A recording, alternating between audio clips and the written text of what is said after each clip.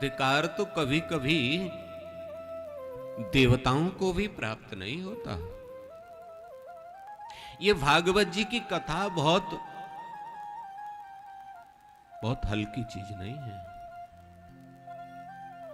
इसके विषय में कहा है सुराणाम अपि दुर्लभा, ये देवताओं के लिए भी दुर्लभ है।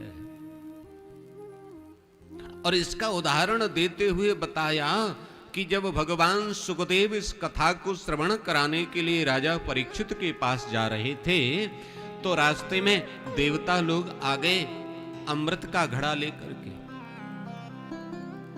और कहा प्रणाम करके भगवान आप कहां जा रहे हैं। सुखदेव जी ने कहा भैया परीक्षित को कथा सुनाने जा रहे हैं। क्यों? बोले उसको 7 दिन में मृत्यु का शाप लगा है। तो बोले एक काम करो, क्या? बोले एवं विनिमय जाते सुधाराज्ञा प्रपीयता प्रपास्यामो वयं सर्वे श्रीमद्भागवतामृतम्।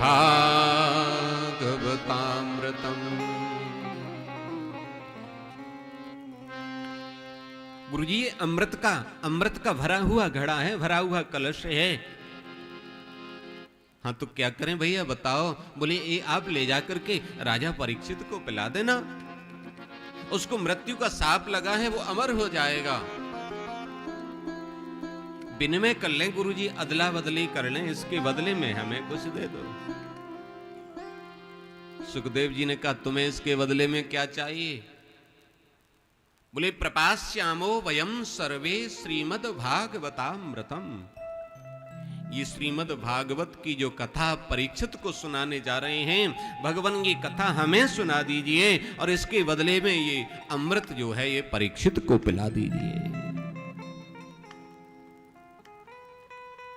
सुखदेव जी को सुन करके हंसी आ गई। अरे देवताओं तुम बड़े स्वार्थी हो।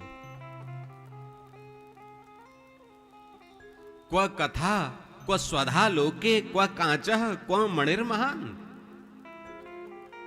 कहां कथा और कहां तुम्हारा ये अमृत, कहां दिव्य मणि और कहां ये कांच का टुकड़ा। कांच के टुकड़े की तुलना तुम दिव्य अमृत मणि से करते हो। मना कर दिया। देवता लोग हताश हो गए, निराश हो गए। ये अमृत पीकर के भी एक न एक दिन व्यक्ति को जाना है और जाकर के अमृत पान करने के बाद भी व्यक्ति गिरता है। और तेतम भुक्त्वा स्वर्ग लोकम विशालम क्षीणे पुण्य मृत्यु लोके विसंति। अगर वो पुण्यवान है तो स्वर्ग को जाएगा, यदि पाप किए हैं तो नरक को जाएगा। और पाप और पुण्यों को भोग करके पुनः वो मृत्यु लोक में आता है।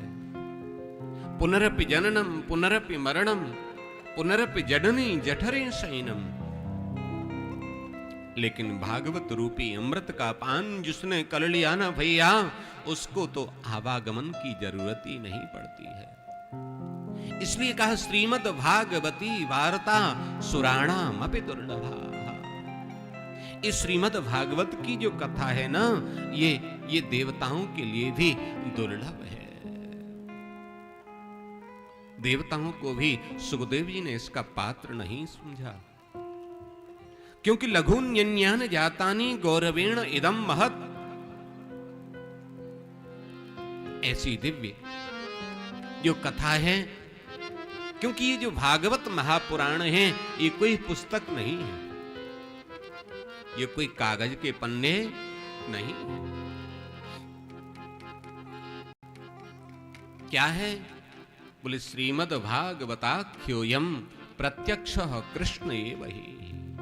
इस श्रीमद् भागवत महापुराण प्रत्यक्ष भगवान श्री कृष्ण का ही स्वरूप है।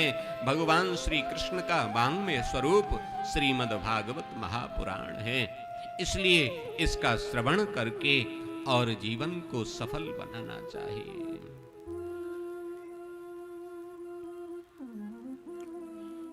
इसका श्रवण करने से जीवन धन्य हो जाता है। नारद जी ने जन जन तक इसका प्रचार प्रसार करने के लिए पिता ब्रह्मा से इसको प्राप्त किया और फिर व्यास जी के द्वारा, फिर सुखदेव जी के द्वारा इस दिव्य कथामृत को संसार के प्राणियों के लिए उपलब्ध कराया।